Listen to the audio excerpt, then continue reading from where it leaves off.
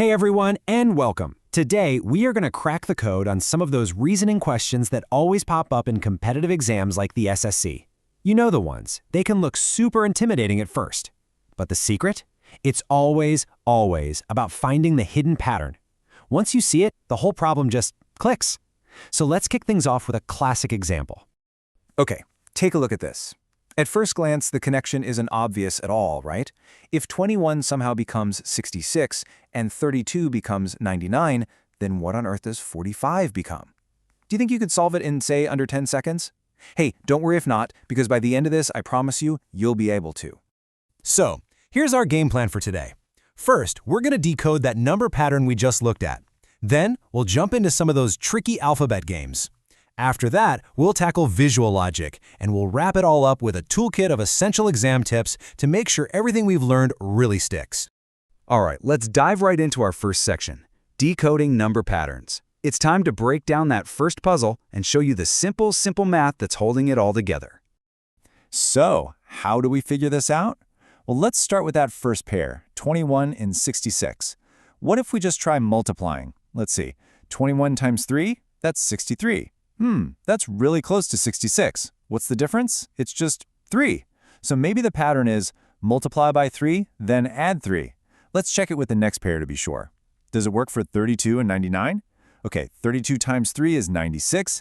Add 3, and we get 99. Bingo! It works. The pattern is confirmed. So now the final step is easy. We just apply it to our last pair. 45 times 3 is 135, plus 3, and that gives us our answer, 138.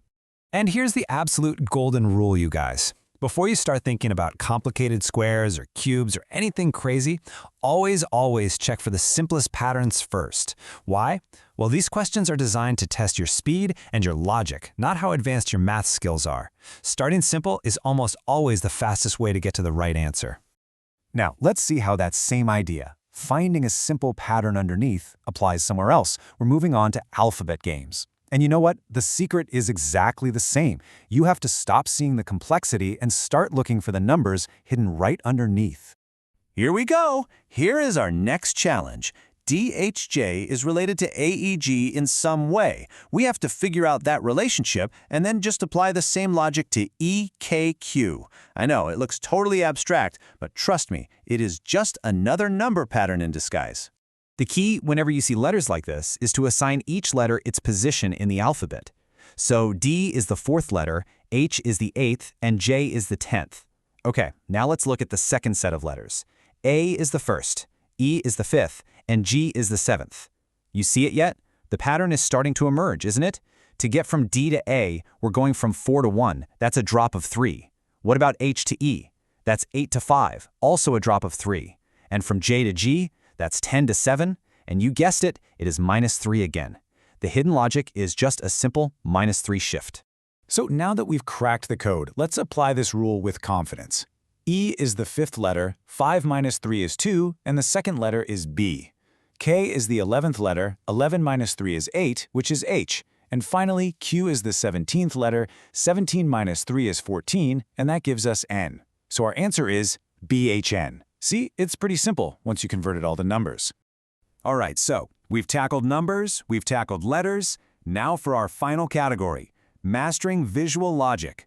These kinds of questions are specifically designed to trick your eyes, but just like before, the solution is all about having a systematic approach. Take a look at this figure. The question seems easy enough. How many rectangles are in there? Go ahead, take a quick count. What did you get? 6? Maybe 7?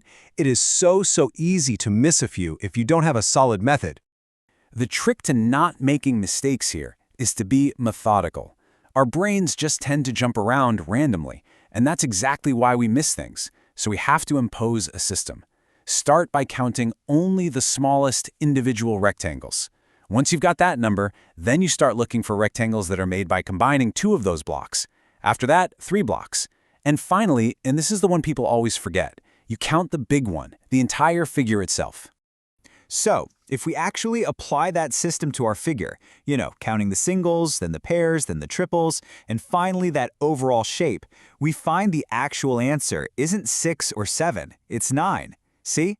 A systematic approach gets you the right answer every single time. We have covered a lot of ground today, and we have broken down 3 very different types of puzzles. So now, let's put everything together into some final tips that you can take straight into your exam with you. So let's recap the core tricks for exam day. For number puzzles, always start with basic math. It's usually the key. For alphabet games, your absolute best friend is converting those letters to their number positions. For visual logic, count methodically from the smallest parts to the largest so you don't miss anything. And maybe most importantly, remember that the people who make these exams love to reuse these simple patterns. Once you learn to spot them, you'll solve problems so much faster. We've decoded number, alphabet, and visual puzzles today, and we've revealed the simple logic that's often just hidden in plain sight. The key, as you've seen, is just a little bit of practice and a lot of pattern recognition. So, with these new strategies in your toolkit, which puzzle will you master?